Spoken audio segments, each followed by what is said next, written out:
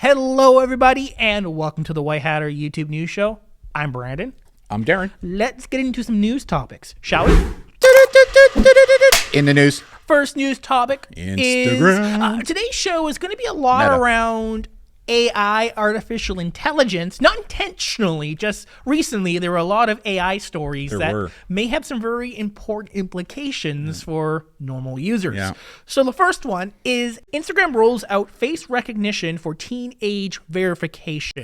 That should say Meta, because Meta owns Instagram, Facebook, WhatsApp. Yeah, so they're testing two strategies. The first one is uploading your government photo ID. Well, I got some thoughts on this. I'll let you finish that. And the second one is using face AI recognition technology, where you submit a selfie to the company and they will determine your age. Well, if you're over or under the age of 18. Right, but the company you're submitting your selfie to is not Instagram, it's Yoti, right? Yeah, they're partnering with a third party in order to process this information. And that third party is based in Great Britain, and they're very well known, and they have high standards when it comes to privacy. Yeah, if they do have mistakes in their privacy, then there's going to be a lot of government pushback and consequences for this particular company. Interesting, Instagram's going with a third-party vendor to do that. Well, it reduces the liability. Yeah, if there's a problem, they can say, it was the company we hired, not us, it was this company. Yeah, you're right. See? But the other way, with the driver's license or government ID, that is still submitted to Instagram. It's not submitted to Yoti. It's From what I can recall, yeah. So I've got some issues, but continue.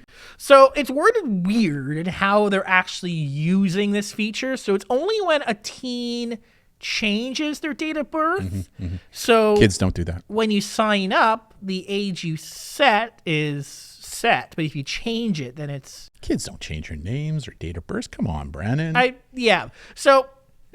You were talking about why isn't this just a feature in general? Yeah, I've got a couple of issues with this. First issue, this is only going to be used when a teen who signs in as a teen decides, oh, you know what, I'm not getting as much content as I want. So you know what, I'm going to go and change my date of birth so I look like an adult.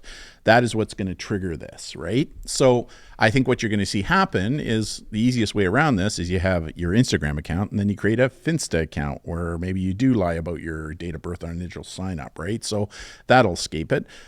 But, you know, if you're going to roll, the second issue I have on this is the photo ID that you're going to be sending to Instagram. Like I'm very concerned about doing that. If you are going to, now, you know, you have to confirm who you are to Instagram some way. So they've decided to use government ID, like the one that you saw in the picture there. But, you know, if I was to send that in, I would redact everything but my name and my date of birth. Everything else on that government ID, including the number, the address, anything else, I redact it, right? I blur it out. I just send the government ID with my face and my name to Instagram. There's no reason why they need any of that tombstone information that is on there. And again, because you're giving them stuff that they shouldn't have. But my biggest issue with this is great idea. Why not just roll it out for everybody by default? If you're signing up for anything in Meta, doesn't matter if it's Facebook, Instagram, whatever it is, then you have to go through this process. I don't care if you're a teen or an adult, go through this process. And if it fails because the AI says, you know, although you're 30, it says, no, you're 16, well, then you can now make application to Meta to say, your AI made a mistake. I'm actually this age. Here's my government ID to prove who I am.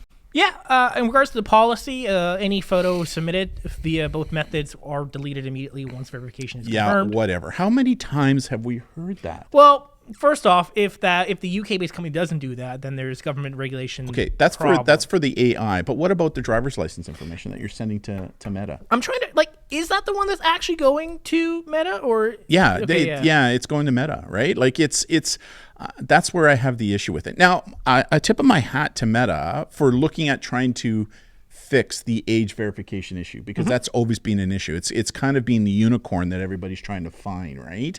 Yeah. Because that's the biggest thing. But again, if Meta's going to roll out with something like this, then make it for anybody who's joining, no matter what your age. And you know what? If you don't want to do it, well, then it's a privilege to come on these sites. It's not a right. Then don't come on. And if it makes a mistake and says that you're a teen when in fact you're an adult, then the onus is on you to prove to Meta that you are now actually an adult. So you now send in the ID verification, but make sure that when you do that, I recommend that you redact all the tombstone information other than your picture and your name and your date of birth, right? Everything else should be redacted. Yeah, makes sense. Yeah, anyways. Next story. Amazon thinks it's cool that Alexa can mimic your dead grandma's voice. I read this. This is creepy.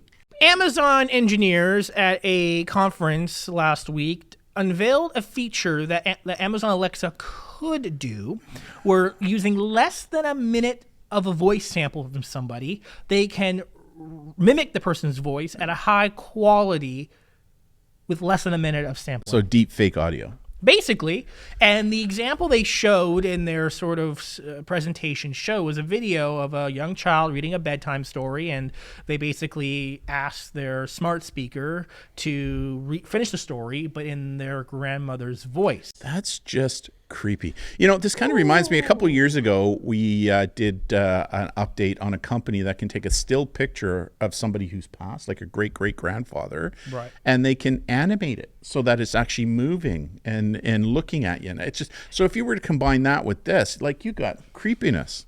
Besides the creepy factor, what about the factors in regards to manipulation, phishing, scams? Where it's always been a part of scams where you could take someone's, say, lecture and you cut words out of it and you repurpose and you make a phone call and you make it sound like somebody. But that took time and effort. Yeah. You could hypothetically do that, but in less than a minute. With this technology. I see so many downsides to the upsides. Having said that, when I die, you can do my voice and I'll gladly read you something every night. No. Ooh, Brandon, it's your dad. No. Mary had a little lamb, its fleece was white as snow. No. So creepy, man. Creepy.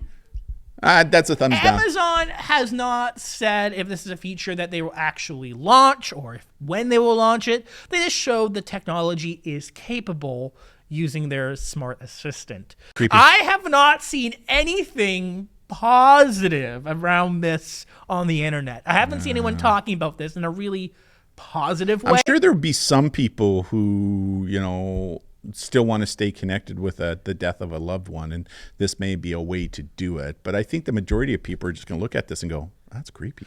I mean, we're seeing issues right now in Hollywood where actors who have passed, where Star Wars. Hollywood are using Princess Leia, right? Star Wars. Yeah, Carrie Fisher, for example. Yeah. But we have seen some examples in Hollywood where voices have been artificially recreated or images, but the estate for those actors don't agree with that. And then we've seen legal battles around this. So, you know, if what is the consent policy? What is Amazon's way of ensuring somebody who actually approves to use this is actually not maliciously being used? I can just see so many bad ways that this could maliciously be used. It's just creepy, too. It's creepy. So what? Hi, Brandon. Can I read you a story tonight?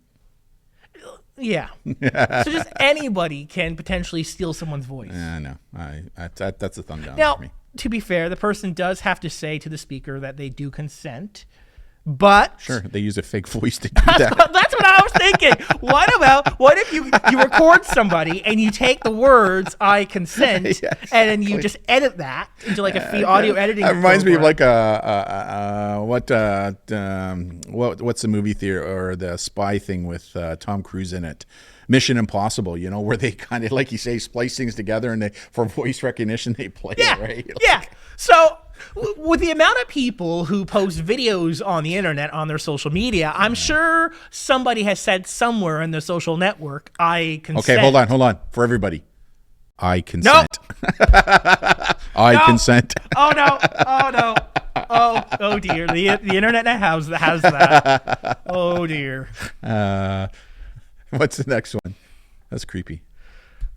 Next AI story. Look at the eyes on those things. That's creepy. Microsoft They look like zombies. Microsoft is calling it quits on its creepy emotion recognition tech. Microsoft has recently published a 27-page Look at the eyes. ethics and technology tenets and policies for the company moving forward, and they determined that this project they're working on does not fit within those values, so they are canceling the project. Look at the guy in the middle. He looks like a Teletubby. Right? Yeah. He does. He looks like a Teletubby figure. This is creepy. Thank God Microsoft is calling it quits. Well, okay, that's good for Microsoft, but what's stopping some other company from taking on the project? Or what is stopping the engineers on this project from quitting Microsoft, working for some other company, and taking their knowledge to another company and then rebooting the project? What was the reason for developing this type of AI technology? What was the purpose behind, or is this one, well, let's invent something and then find a purpose? Like, did they have a purpose for doing this? I would think it probably comes to more like sales, right? Where you can read your audience to see. I didn't see particular reasons as to why the project was launched in the first place. But we can probably see how this could be a problem. You think? Oh, most certainly. One, sales, surveillance. Surveillance big time. Surveillance big time. Yeah. Oh, you're happy or you're sad or you're frustrated or what if they get my gender wrong? I see they can read your gender. Right? Like, oh yeah, that as well. And then that's another gonna be a social issue when it comes to a company who just assumes that. Like this is just creepy. These three stories we just talked, they're creepy. Yeah. At least this one has been canceled. Okay. Yeah. Now, it'll be interesting to see, although it's been canceled, like you say, some of the employees who have the intellectual property now surrounding that kind of stuff, if all of a sudden they get hired by another company because they bring that intellectual knowledge there with them. Yeah, they may not have the property to bring the actual everything in the project, but they have the know-how to recreate it. Yeah. The guy in the middle looks like a Teletubby. That's creepy. Yeah. Last story. China bans influencers from talking about law and medicine without qualifications. Okay, we're going to have a good discussion about this one, right? This is a complicated one. There are some good ideas here. I actually don't disagree with it. But it's also problematic. Yeah. Why? So, like if you're not a doctor, then should you be giving medical advice? If you're not a lawyer, should you be giving legal advice? Just because you have a degree in something does not mean you are qualified to speak about it or that you're actually speaking the truth.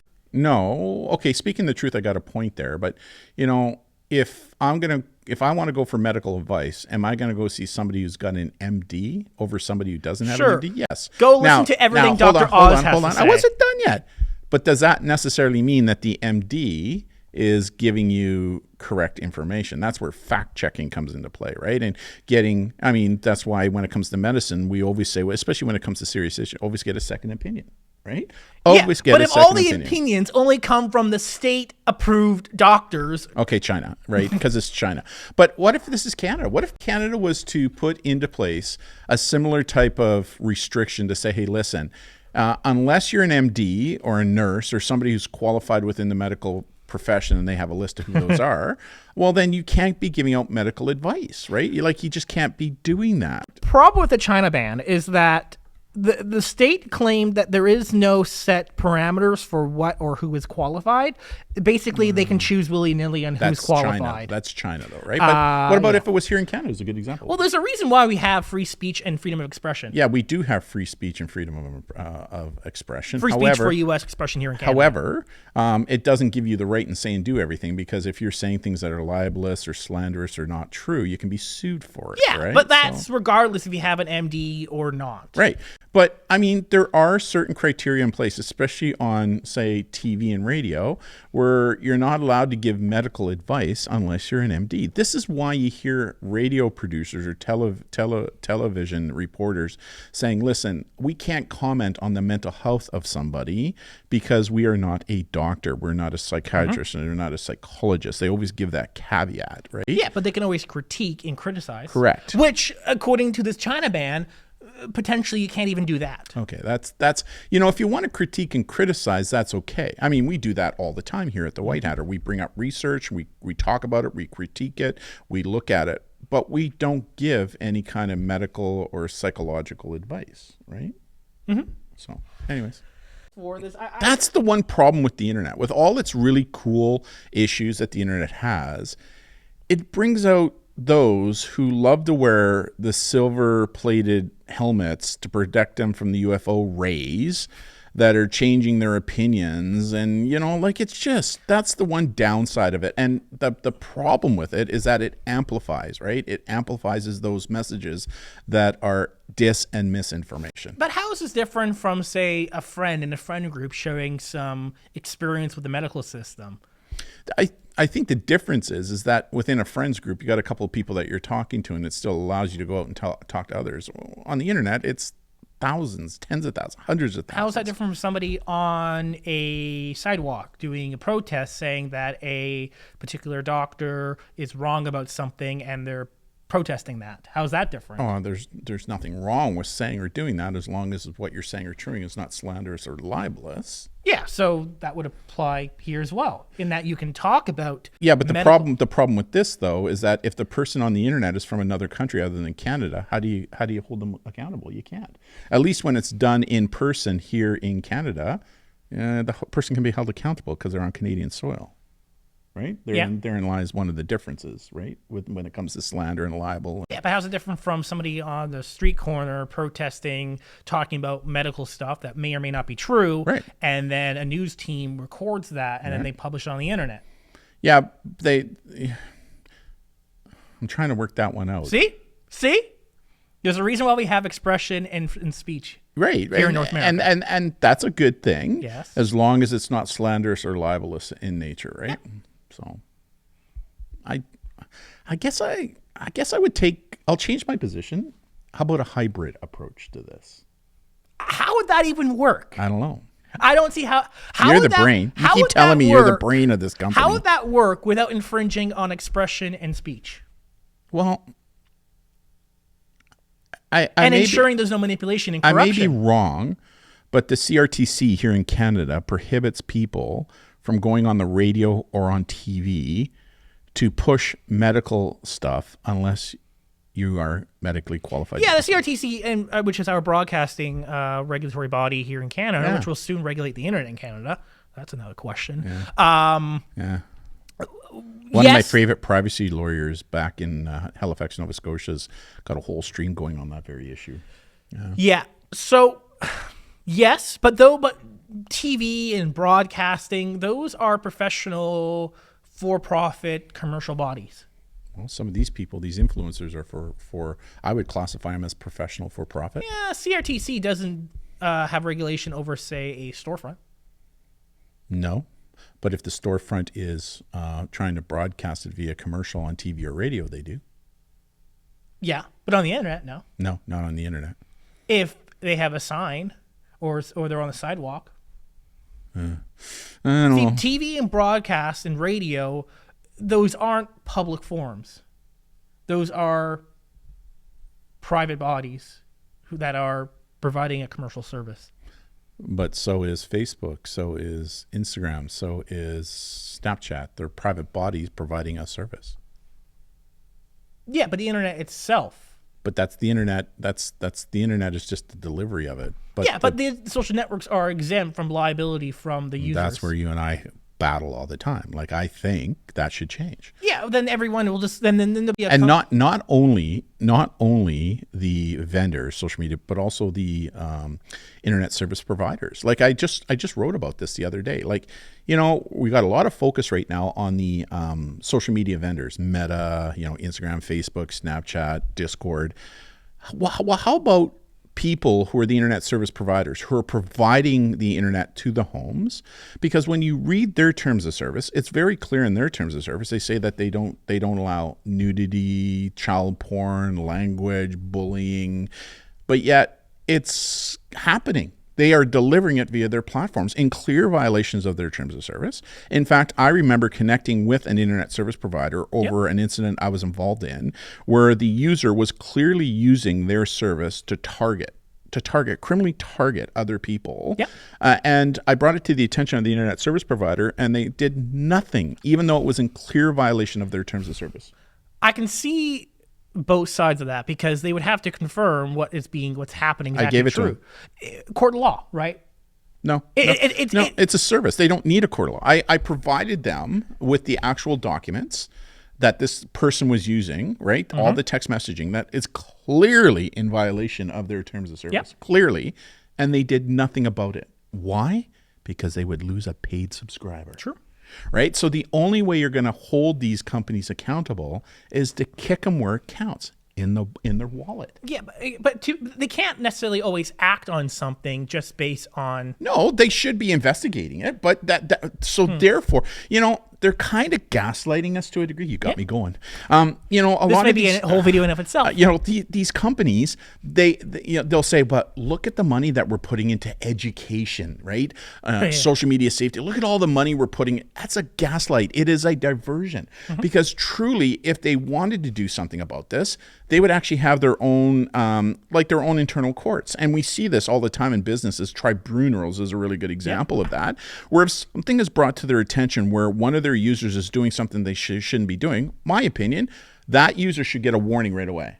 First offense. Here's your written warning. We see that with copyright and torrenting and illegal downloads. Here's your first warning. That's because the service gets potentially sued by the music industry, and that's what they're afraid of. If you do it a second time, we're going to cancel your service, right?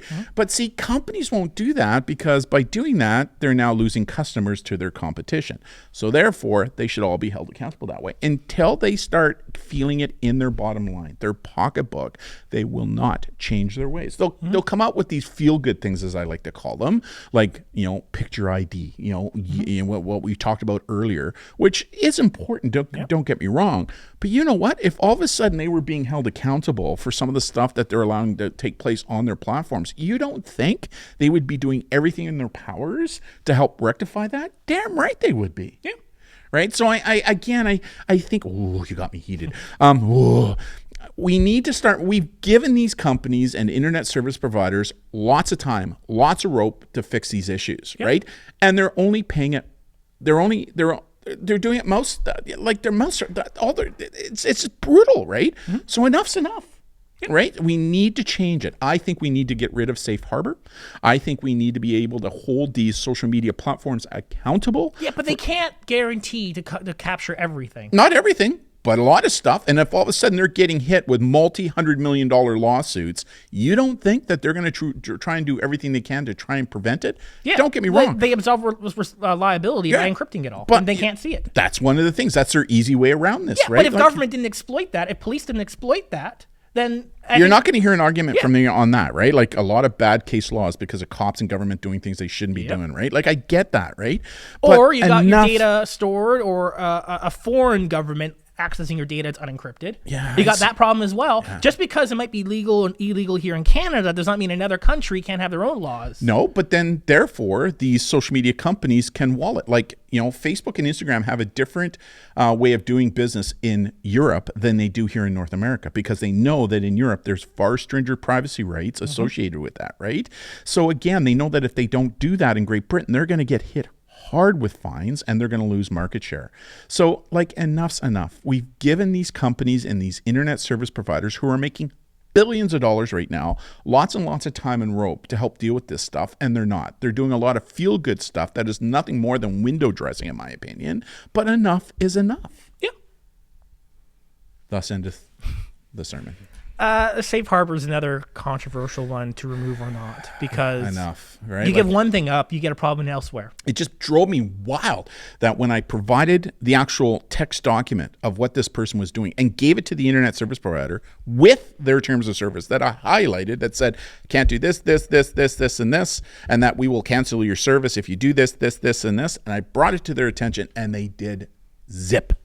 Yeah, that should be a video in and of itself. Maybe we'll produce one. Zip. Alrighty. Well, on that note, it's a Monday. Great way to start a week. Woo! Thank you everyone for tuning in. Brandon, can I read you a book when I'm dead? No.